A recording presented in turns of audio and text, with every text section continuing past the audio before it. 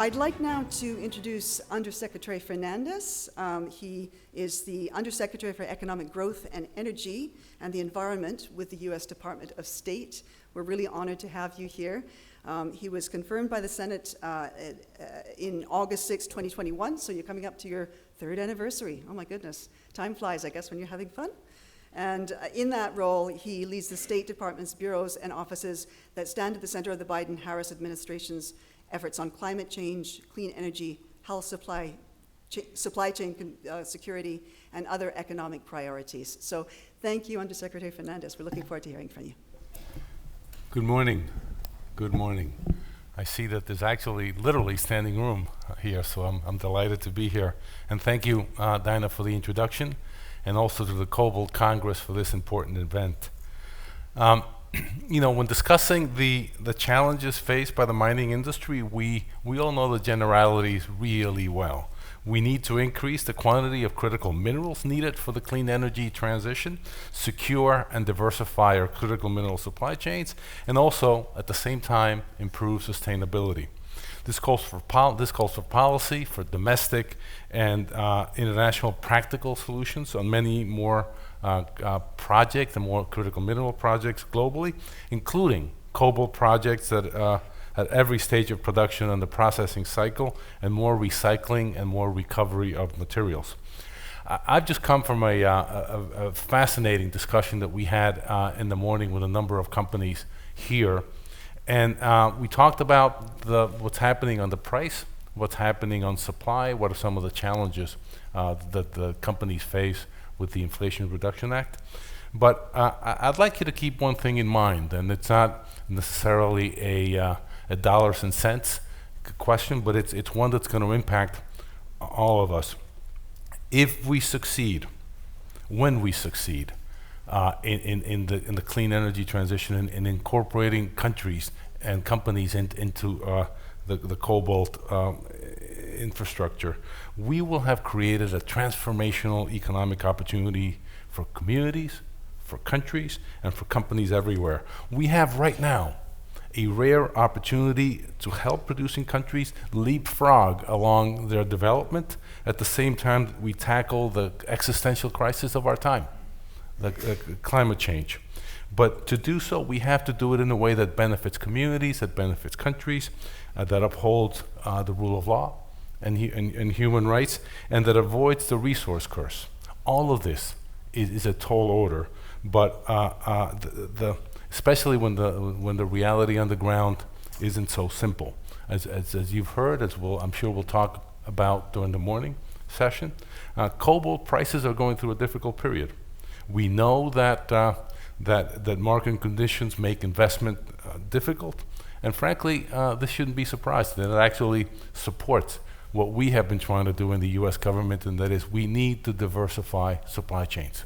What we're seeing now is I feel a variation of predatory pricing, and I think what we need to do going forward is remember that diversification of supply chains will benefit all of us. Like many other commodities, forecasts show sharp increases in near-term output, which can be a disincentive to today's investors. But the sharp growth in demand over the past few years underscores how important it is for investors to stay the course and make these long-term investments now. And our challenge in the U.S. government is to find ways to support you doing that. All estimates tell us that as Dinah just mentioned, that prices will rise in the short to medium term as demand continues to spike going forward. According to the IEA, the International Energy Agency, by 2040, the demand for cobalt could grow by 20 to 25 times what we see today. We see similar and higher numbers, in fact, with other minerals like nickel, like graphite, like lithium, where the IEA is saying we will need 42 times, 42 times the amount of lithium that we use today. Now, so many technologies will depend on cobalt. We'll need it for electric vehicle batteries, for battery storage systems, for power generation, for electric utilities, for fuel cells, and for electrolyzers. So cobalt and your efforts, the efforts of the companies here, will be essential to the clean energy transition and the energy systems of tomorrow. Domestically, we also have to encourage much more recycling of cobalt, which fortunately can be recycled and reused multiple times. We also know that the US and our allies and partners will need to import an increasing amount of cobalt in the future, among other critical minerals. Now, not only do we want to build secure and reliable supply mineral chains, but we're also committed to supporting projects that adhere to high environmental, social, and governance principles, ESG. We've already made tremendous progress in outlining what we mean by these ESG principles. In fact, you can see it. You can see it in the State Department website. And we're not doing this alone.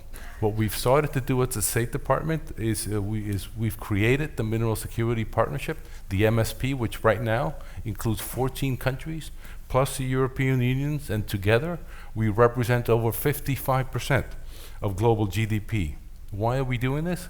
Well, we're trying to do this to support the rapid growth of supply chains with real and lasting local benefits, and we're looking to accelerate investments and financings in critical mineral projects.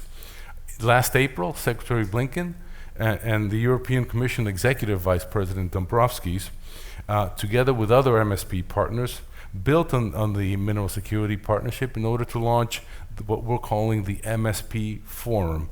What are we trying to do there? Well, something we learned as we were building up the MSP is that we needed to have a line of communication with producing countries.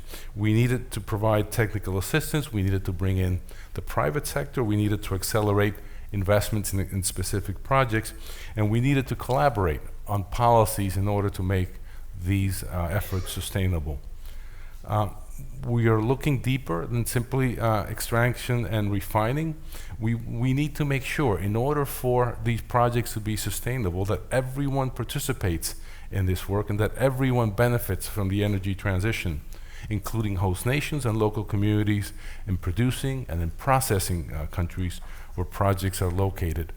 The landscape is littered, literally littered with projects that are viable projects but can't proceed because companies don't feel included. People are blocking the roads, they're blocking development, and so something that we are learning that we think is a competitive advantage is our ability to engage with local communities. So why am I here? The private sector, all of you in this audience today bring tremendous creativity and expertise to the critical minerals challenge. You are essential to the kind of work that we're trying to do and the things that we're hoping to accomplish. Something we launched last year because we needed to find not only a line of communication with countries, with producing countries, was to create a line of communication with companies. We launched the Mineral Investment Network for Vital Energy Security and Transition. I didn't come up with that name. We can use the acronym MINVEST. It's a public-private partnership with an NGO that's creating a network of stakeholders, including mining companies, financial institutions, and manufacturers and off-takers, in order to produce and promote and crowd in investment in strategic mining, processing, and recycling opportunities that adhere to high ESG standards. The origins of MINVEST was a conversation that I had with a large mining company. And one of the things I said is, we're looking for this mineral. And we've been scouring the landscape, no pun intended, for this mineral. And the CEO of this very, very large mining company said to me, Jose, if you had told me 6 months ago that you needed this mineral, you would have had it now. And so I said, well, this shows that we need to create this line of communication so that we can talk to companies, so they can talk to us as to what their concerns are, what is it that we need to do in order to promote investment. And ultimately, our aim is to not do much policy. We're not about philosophy in the Mineral Security Partnership. We're about deals. We need to do deals in order to diversify our supply chain. So right now, as we speak, the MSP has 16 projects in upstream mining and mineral extraction, seven projects in midstream processing, and 7 other projects in recycling and recovery. All of these are projects throughout the world, in the Americas, in Europe, in the Asia Pacific, and in Africa. And frankly, all of these partnerships right now are delivering. They're delivering on cobalt, and they're delivering on copper, gallium, germanium, graphite, lithium, manganese, nickel, and rare earth elements. The faster that we can accelerate these projects, the sooner that we can keep moving in order to deploy clean energy technologies at scale. We feel this is a multi-trillion-dollar opportunity to grow our economies and make progress on the imperative of climate action. Last February, at the mining Indaba that took place in Cape Town, the U.S. As chair of the MSP and the other 14 MSP partners, announced the signing of a memorandum of understanding between La Générale de Carrières et des Mines, GECAMines, and the Japan Organization for Metals and Energy Security, known to most of you by the acronym JOCMEC. This MOU will create the framework for cooperation in the areas of mining and mineral resources with the intention of expanding opportunities for the parties. This is not an isolated project, but I'm mentioning it because it's a demonstration of the MSP's efforts to secure and diversify mineral supply chains while bringing economic benefits to local communities and source countries such as the Democratic Republic of the Congo. And in the past few days, I'm excited to let you know that we've achieved a new milestone through this MSP.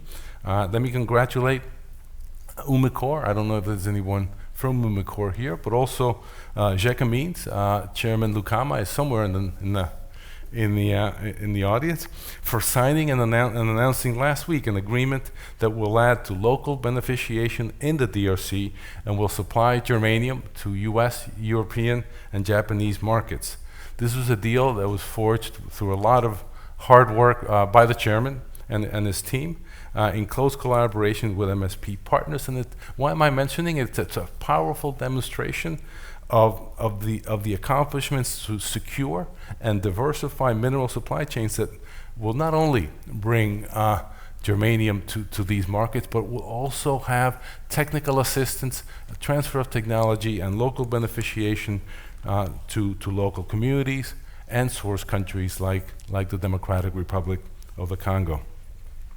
I could go on. Let me also recognize another company that we have been supporting, Cobalt Metals, somewhere in here, or at least they were in the attendance list, for their initial $150 million investment in a copper project in Zambia, boosting Africa's critical mineral sector. This will spur exploration, production, and processing, expanding business opportunities for all of the parties involved. All of this means jobs. It means jobs in the producing countries. It means jobs in the U.S. and in our partners and allies. It also means using modern, safe technologies. It means getting rocks out of the ground in an efficient and sustainable manner and unleashing economic potential. And I don't need to remind you because it's not that far off in our memory.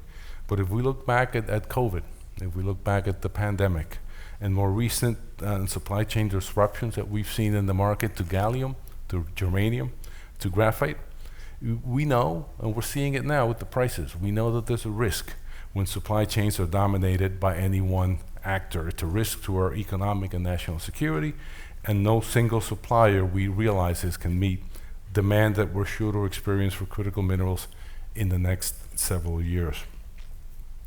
We think that we can solve this challenge. We think that there is room for everyone. We're not asking anyone to choose. But we think we can solve the challenges with public sector and private sector cooperation, and with programs like the Minerals Security Partnership, the MSP Forum, and Minvest.